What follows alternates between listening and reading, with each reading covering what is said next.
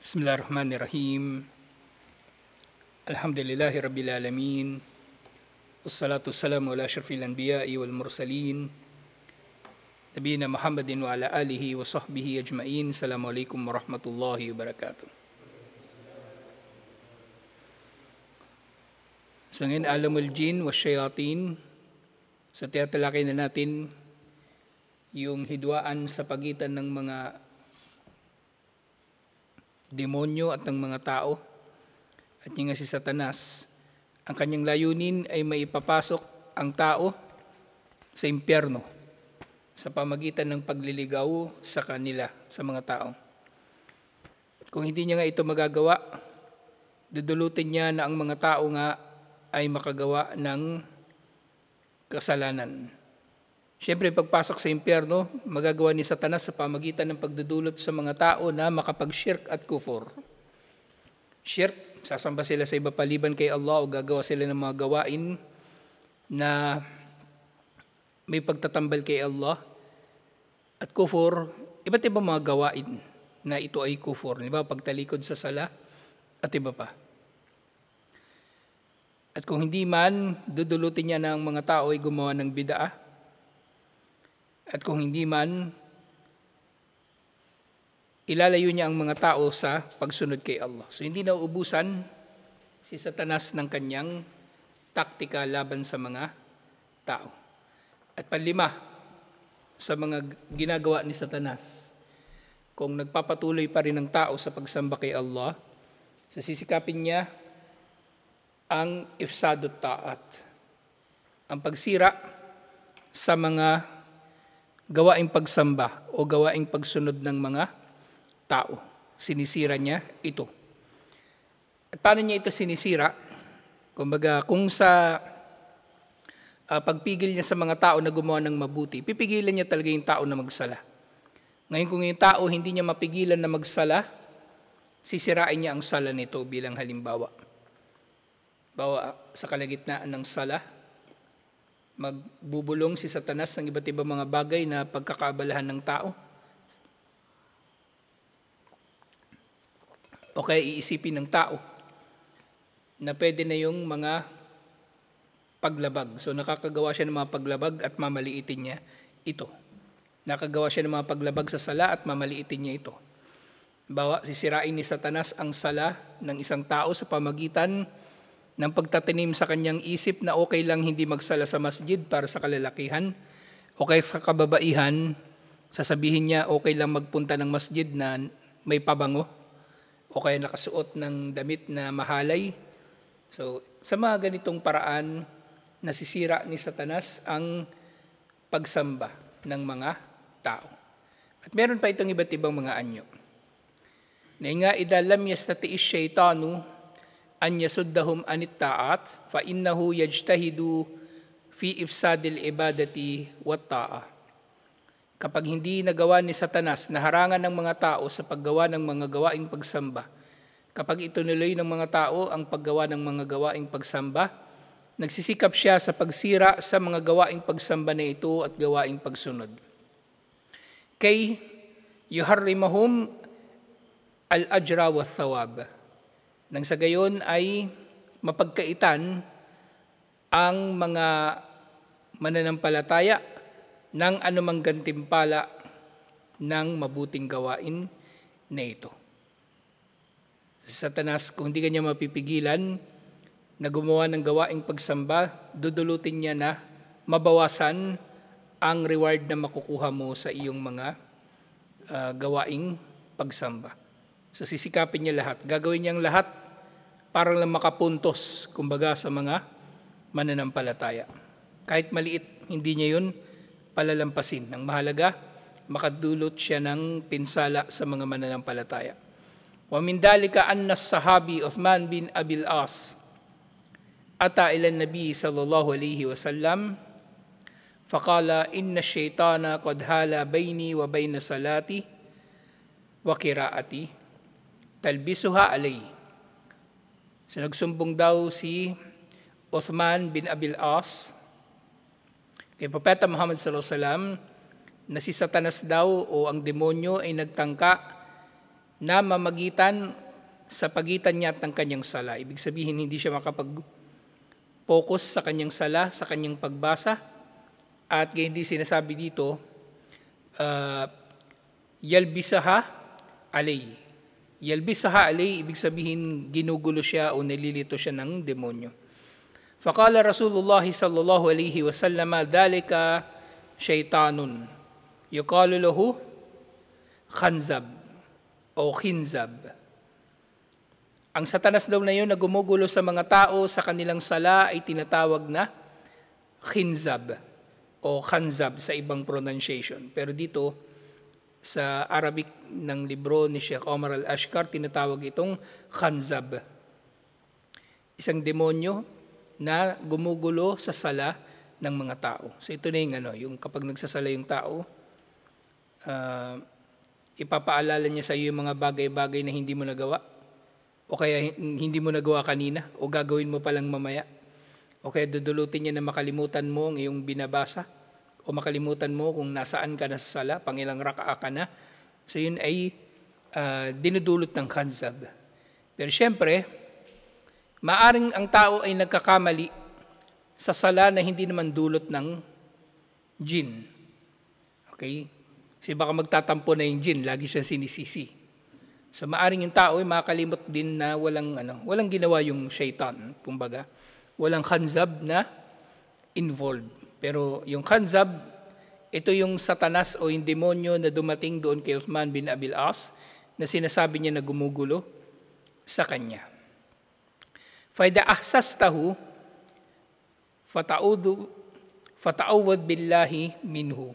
Kapag nararamdaman mo na nariyan siya, o nararamdaman mo yung kasi hindi mo naman talaga matitiyak kung nandyan ba yung khanzab o yung shaitan.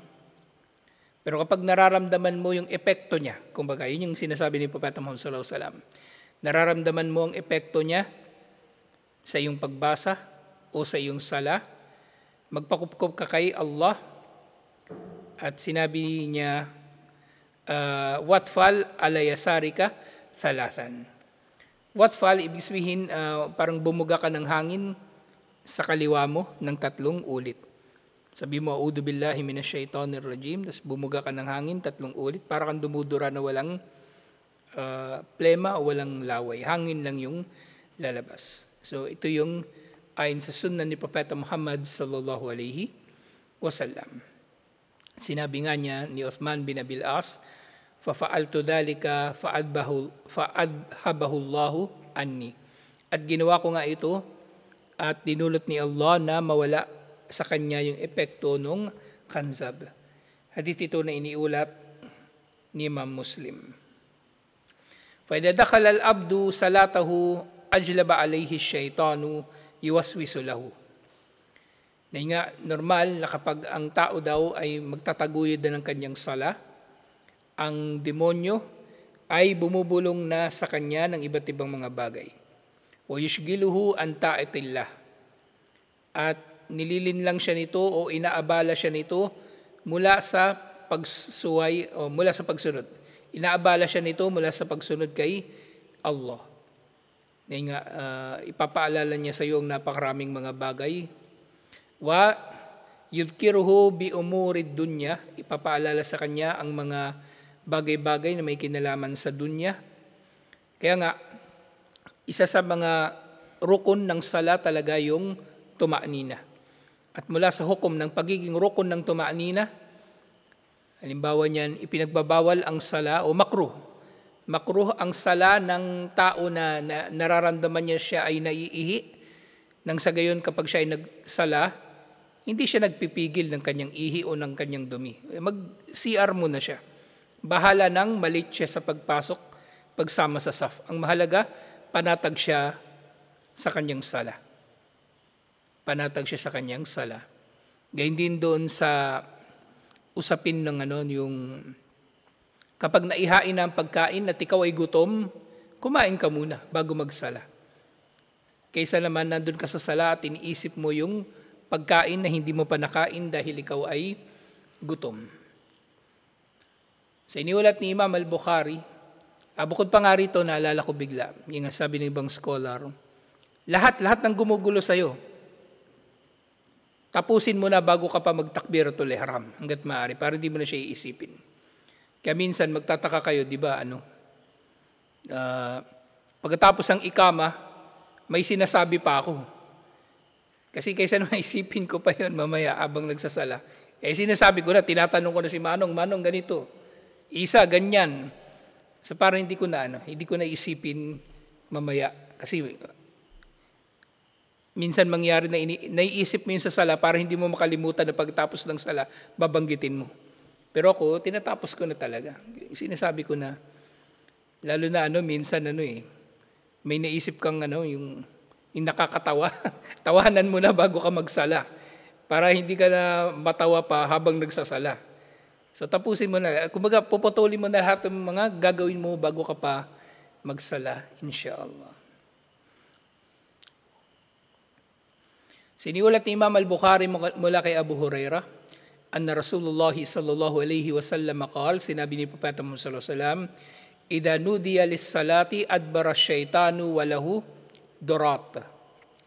Kapag tinawag daw ang sala, o kapag nagtawag para sa sala, ibig sabihin dito yung adhan, kapag nag-adhan ay tumatakas si Satanas at sa kanyang pagtakas, sa kanyang pagmamadali, may lumalabas na hangin sa kanya. So yun ay kumbaga pagpapakita ng kumbaga ayaw ni Satanas yung naririnig yung adhan. Kaya nga yung nakwento ko sa inyo nung nakaraan, may narinig ako doon sa radyo sa Saudi, may balik Islam na Pilipino in-interview sa radyo.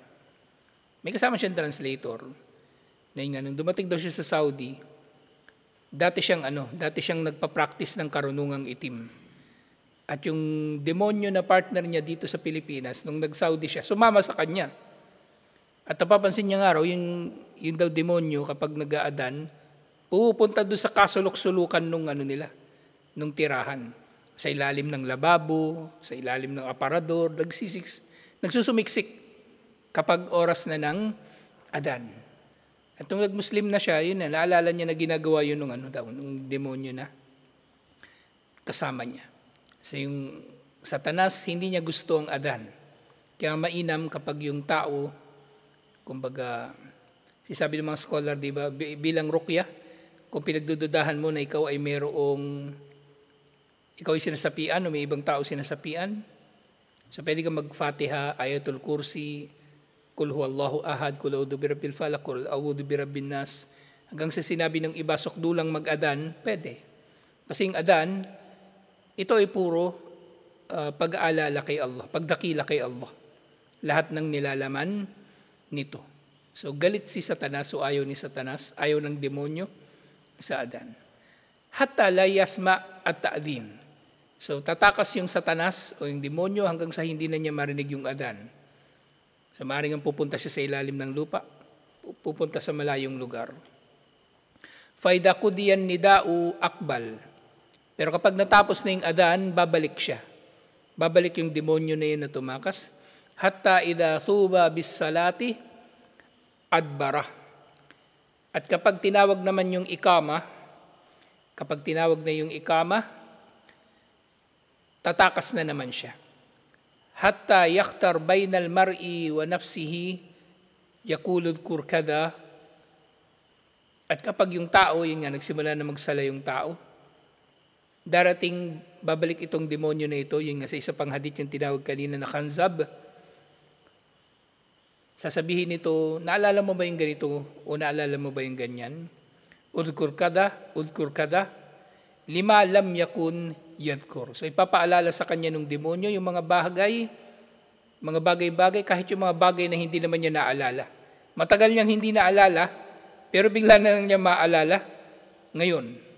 Bigla na lang niyang maalala ngayon. Sa kabilang yun doon sa mga ginagawa ng demonyo, hatta yadillur rajulu la yadri kam salla.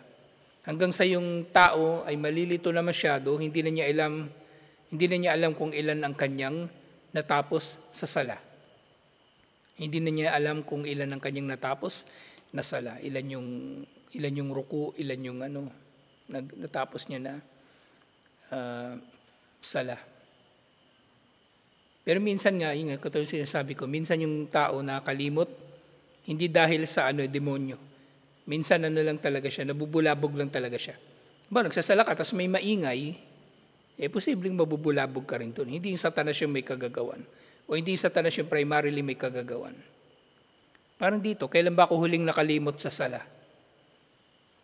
Yung may tain ng pusa. Diyan, yun yung huling ko doon na nabubulabog ako nung yung tain ng pusa sa masjid.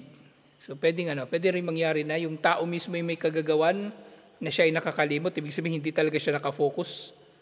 O yung tao, mayroong bumubulabog talaga sa kanya, bumabagabag. Kaya nga bago ka pa magsala, tapusin mo na lahat ng mga bumabagabag sa'yo. Para bakante ka na kapag oras na ng sala. Siyempre, maaring ito nga, yung mga demonyo. So, yung sumunod na tinukoy dito, yung kabilang sa mga ginagawa ng mga satanas o ng mga demonyo, kapag nagsasala na yung mga tao, at ito ay nangyayari sa Salatul Jama'ah, so, hinihimok daw ni Satanas yung mga tao o kahit sino sa mga tao na maglakad, dumaan sa harap ng mga nagsasala. Hinihimok ni Satanas yung tao na dumaan sa harap ng mga nagsasala. So alam naman natin na ito ay bawal. Kung mag-isa yung nagsasala, bawal na bawal yun kasi yung kanyang sutra ay sa pagitan ng, kumbaga kung saan tatama yung kanyang ulo sa sujud. Hindi ka pwedeng dadaan doon. Pero sa Salatul Jama'ah, na pag-aralan na rin natin, ang sutra ng Jama'ah yung sutra ng imam. So pwede kang dumaan naman sa harap nila nung mga nagsasala na individual. Mahalaga hindi ka dumaan sa harap ng imam o sa harap ng lugar kung saan magsusujud ang imam. So dito, iniwalat ni Abu Saleh As-Samman, Ra'aytu Aba Sa'id Al-Khudri, nakita raw ni Abu Saleh As-Samman, si Abu Sa'id Al-Khudri, fi yawmil jum'ati yusalli ila shay'in yasturuhu minan nas. So sa harap daw ni Abu Sa'id Al-Khudri ay merong isang bagay na nagtatakip sa kanya at sa mga tao. Ito na yung sutra. Sunna na maglagay ng sutra kapag ang tao ay magsasala. Sunna na maglagay ng sutra kapag ang tao ay magsasala. Lalong-lalo na kung yung masjid o yung lugar ng pagsasalahan, walang mga Dito kahit papano, meron namang linya. So alam natin saan naabot yung ulo ng tao. Hindi tayo dadaan doon kung merong nagsasala. Pero kung merong lugar na hindi tukoy o hindi natin mahirap malaman kung saan ba aabot yung kanyang ulo kapag siya ay magsusujud, so pinakamainam ang magkaroon ng sutra. At ang sutra ay maaring bagay na maliit, maaring bagay na malaki, walang problema dito. Ang mahalaga, ito ay kumbaga palatandaan sa mga tao na huwag dadaan sa harapan mo habang ikaw ay nasa iyong sala. Lalong-lalo na kung sunna na sala. Kasi yung mga tao, maaring hindi na nila mapapansin na naroon ka pala na nagsasala. So nakita niya raw si Abu Sa'id Al-Khudri na mayroong sutra. Fa'arada syabun min bani Abi Mu'it an yajtaza bayna yaday. At meron daw isang bata na gusto sanang dumaan doon sa harap ni Abu Sa'id Al-Khudri. Sa harap niya, ibig sabihin, sa pagitan niya at pagitan ng kanyang sutra. Fadafa'a Abu Sa'id fi sadrihi. Nang dumaan yung tao, yung bata, naitulak ito ni Abu Sa'id Al-Khudri sa dibdib nito. Panadara syabu, falam yajid musagan illa bayna yadayhi. Fa'ada liyajtaza, fadafa'uhu Abu Sa'id asyaddu minal ula. So nung sinaway na siya ni Abu Sa'id Al-Khudri na huwag dumaan doon sa kanyang harap, so wala siyang nakitang kumbaga lugar na pwede niyang madaanan, yun na lang talaga. Kumbaga, maaaring sa panahon na yun, lahat ng tao nagsusunna, wala siya ibang madaanan. So tinangka niyang dumaan uli. At tinulak siya uli ni Abu Sa'id Al-Khudri ng mas malakas na pagtulak. Fanala min Abi Sa'id. Kumbaga, nasaktan na siya doon sa pagkakatulak sa kanya ni Abu Sa'id.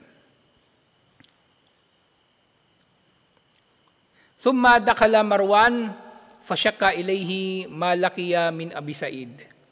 Yung bata nung nasaktan siya, nagreklamo siya dun sa isa pang sahaba kay Marwan. At nagreklamo siya doon sa kanyang nakamit o naranasan mula kay Abu Said. Wadakhala Abu Said khalfahu ala Marwan. At nung natapos na si Abu Said al-Khudri na magsala,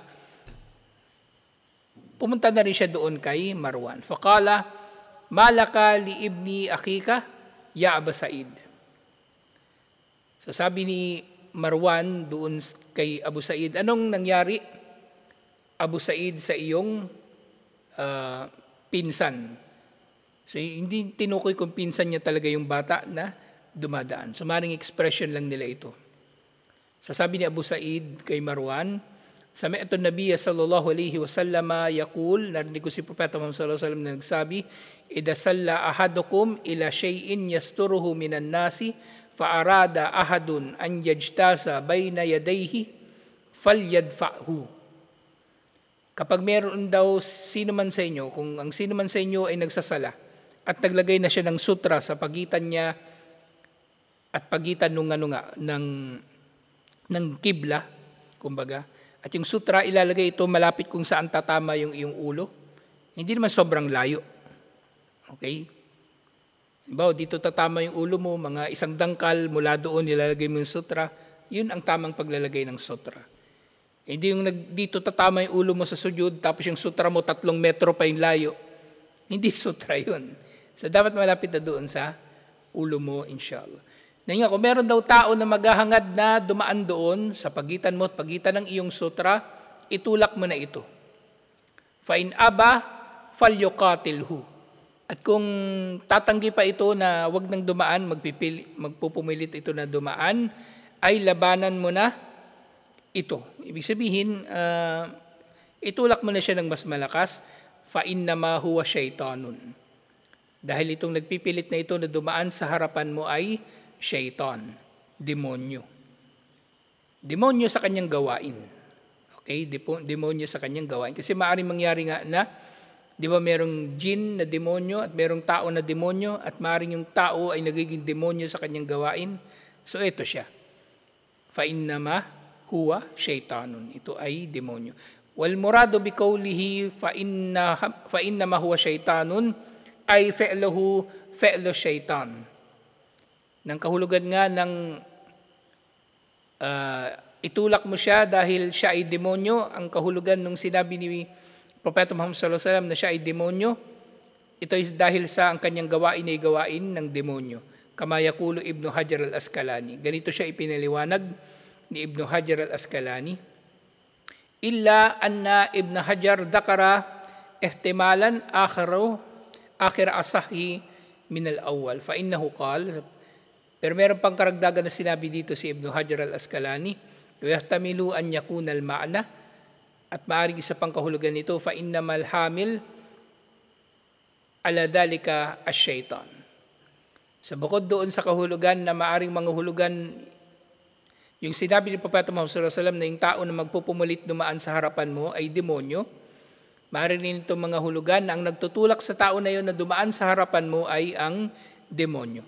Waqad waqa'a fi riwayati al-Ismaili, so merong isa sa mga ruwat ng hadith si al-Ismaili, sa sinabi niya sa kanyang ulat naman, fa inna ma'ahu ash-shaytanu, na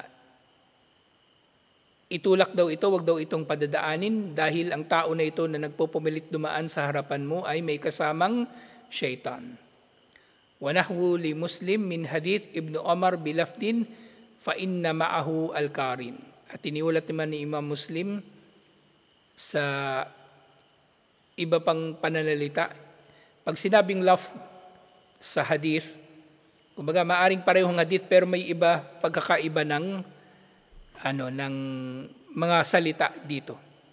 So dito, sa halip na syaitan ang ginamit, fa inna ma'ahu qarin, fa inna ma'ahu al-qarin, itulak mo siya dahil kasama niya ang kanyang qarin o yung kanyang demonyo na palagi nga niyang kasama. So ito yung ilan sa mga gawain nga ni Satanas, na sa pamagitan nito ay dinudulot niya na ang mga tao ay kumbaga magkukulang sa kanilang mga gawain. Na kung hindi nga niya madudulot ng mga tao ay mag-shirk o mag-kufur, dudulutin niya ng mga tao ay susuway kay Allah, o kaya gagawa sila ng bid'ah, o kung meron man silang gagawing pagsamba, pipigilan niya sila, at habang nandoon na sila sa gawaing pagsamba, ay sisikapin ni Satanas na babawasan ang kanilang gantimpala sa mga ito. So tutuloy na natin ito sa iba pang mga usapin. Yung sumunod na usapin, kullu mukhalafatin lirrahmani fahiya ta'atun li syaitan. So, isa sa mga mahalagang kaida, ang lahat ng pagsuway kay Allah ay pagsunod kay Satanas.